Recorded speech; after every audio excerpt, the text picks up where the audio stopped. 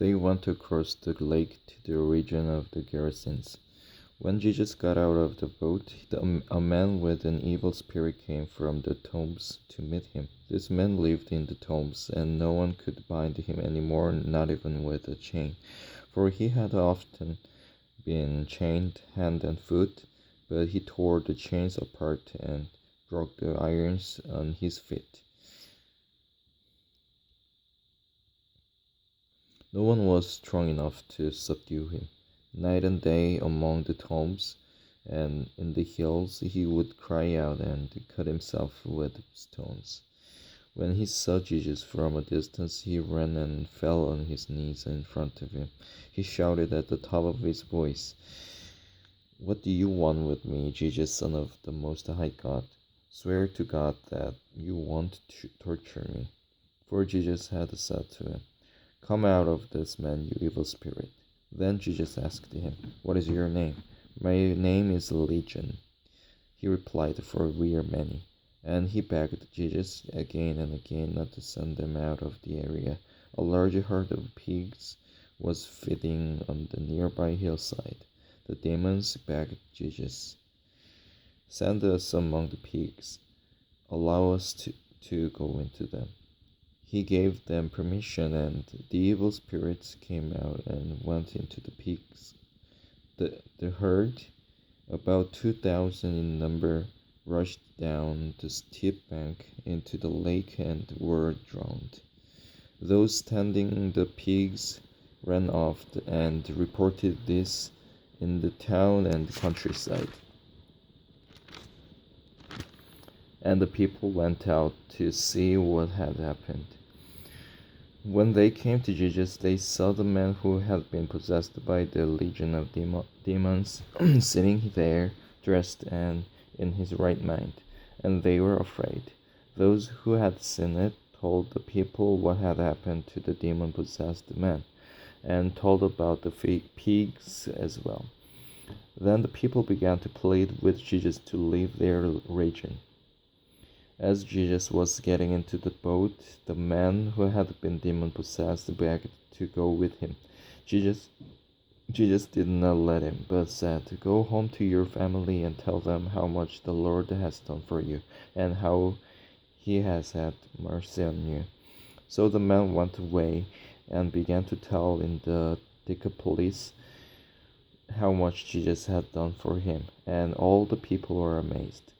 When Jesus had again crossed over by boat to the other side of the lake, a large crowd gathered around him while he was by the lake. Then one of the synagogue rulers, named Jairus, came there. Seeing Jesus, he fell at his feet and pleaded earnestly with him. "My little daughter is dying. Please come and put your hands on her, so that she will be healed and live." So Jesus went with him. A large crowd followed and passed around him, and a woman was there who had been subject to bleeding for 12 years. She had suffered a great deal under the care of many doctors and had spent all she had, yet instead of getting better, she grew worse. When she heard about Jesus, she came up behind him in the crowd and touched his cloak, because she thought, "If I touch his clothes, I will be healed." Immediately her bleeding stopped, and she felt in her body that she was freed from her suffering. At once Jesus realized that power had gone out from him. He turned around in the crowd and asked, "Who touched my clothes?" "You see the people crowding against you," his disciples answered, "and yet you can ask, 'Who touched me?'" But Jesus kept looking around to see who had done it. Then the woman, knowing what had happened to her, came and fell at his feet, and trembling with fear, told him the whole truth. He said to her, "Daughter, your faith has healed you. Go in peace and be freed from your suffering." While Jesus was still speaking, some men came from the house of Jairus, the synagogue ruler. "Your daughter is dead," they said. "Why bother the teacher anymore. Ignoring what they said, Jesus told the synagogue ruler, "Don't be afraid, just believe." He did not let anyone follow him except Peter, James, and John, the brother of James. When they came to home of the synagogue ruler, Jesus saw commotion, with people crying and wailing loudly. He went in and said to them, "Why all this commotion and wailing?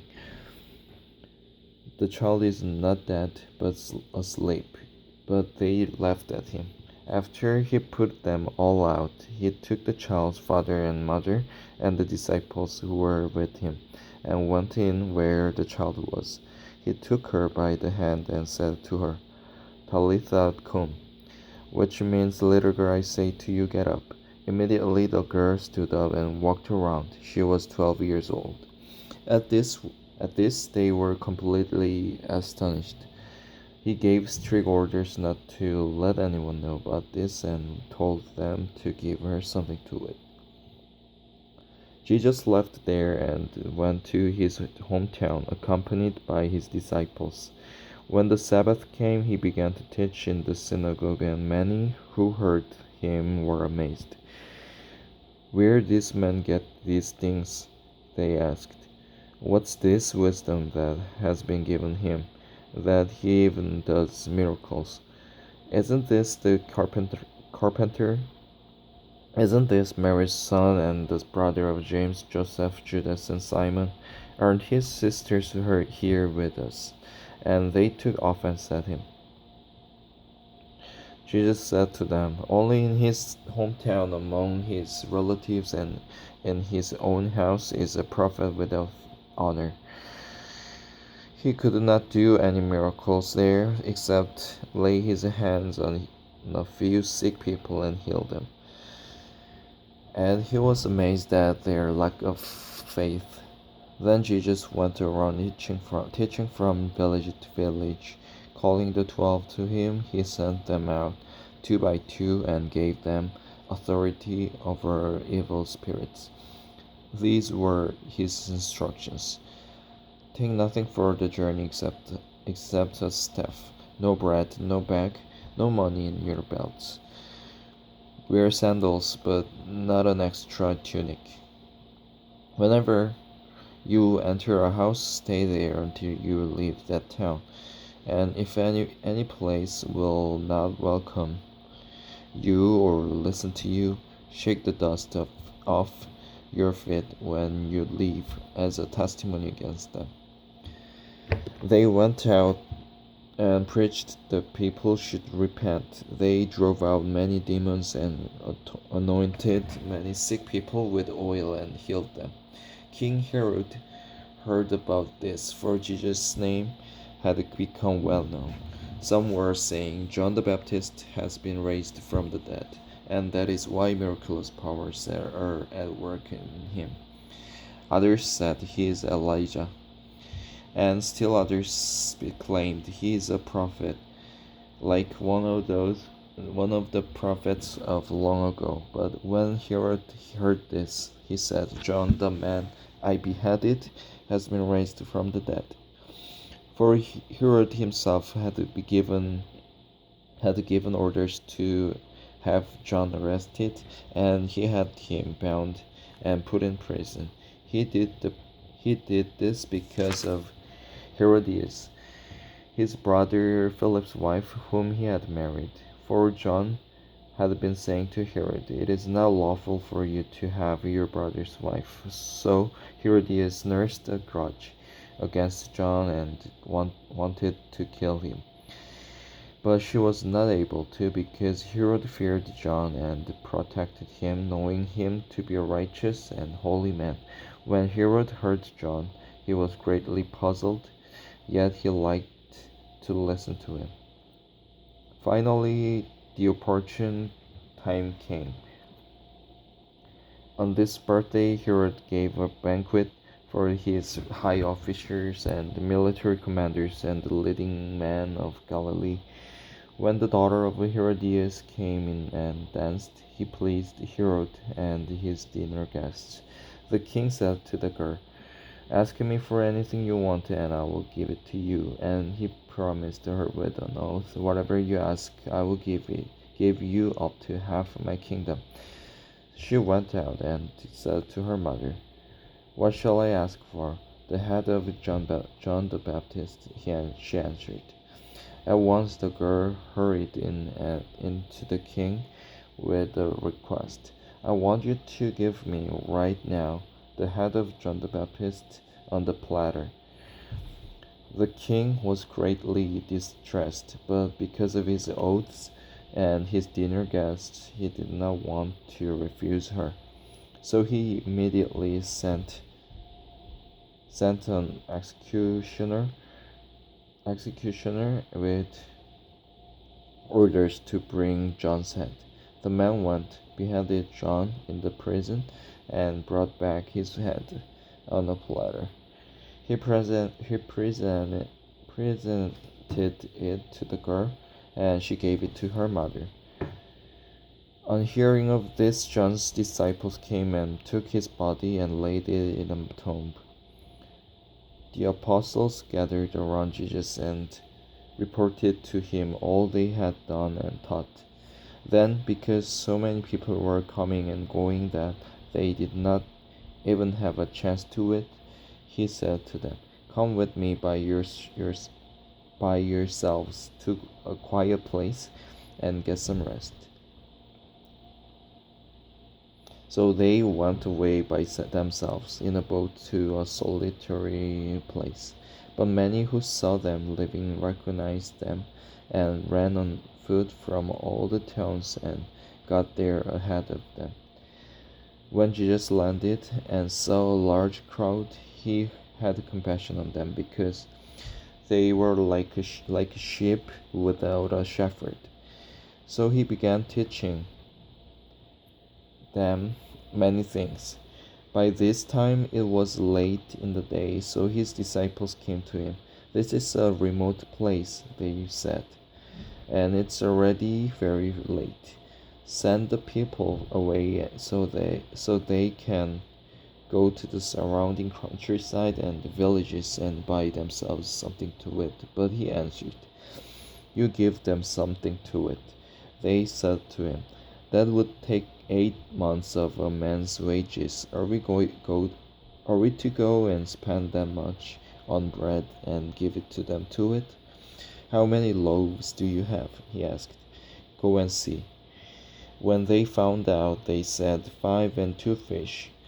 Then Jesus directed them to have all the people sit down in groups on the green grass. So they sat down in groups of hundreds and fifties. Taking the 5 loaves and the 2 fish, and looking up to heaven, he gave thanks and broke the loaves. Then he gave them to his disciples to set before the people. He also divided the 2 fish among them all. They all ate and were satisfied, and the disciples picked up 12 basketfuls of broken pieces of bread and fish. The number of the men who had eaten was 5,000. Immediately Jesus made his disciples get into the boat and go on ahead of him to Bethsaida, while he dismissed the crowd. After leaving them, he went up on a mountainside to pray. When evening came, the boat was in the middle of the lake, and he was alone on the land. He saw the disciples straining at the oars, because the wind was against them. About the fourth watch of the night, he went out to them, walking on the lake. He was about to pass by them, but when they saw him walking on the lake, they thought he was a ghost. They cried out because they all saw him and were terrified. Immediately he spoke to them and said, "Take courage, it is I. Don't be afraid. Don't be afraid." Then he climbed into the boat with them, and the wind died down. They were completely amazed, for they had not understood about the loaves. Their hearts were hardened. When they had crossed over, they landed at Gennesaret, and anchored, anchored there. As soon as they got out of the boat, people recognized Jesus. They ran throughout that whole region and carried the sick on mats to wherever they heard he was. And wherever he went, into villages, towns, or countryside, they placed the sick in the marketplaces. They begged him to let them touch even the edge of his cloak, and all who touched him were healed.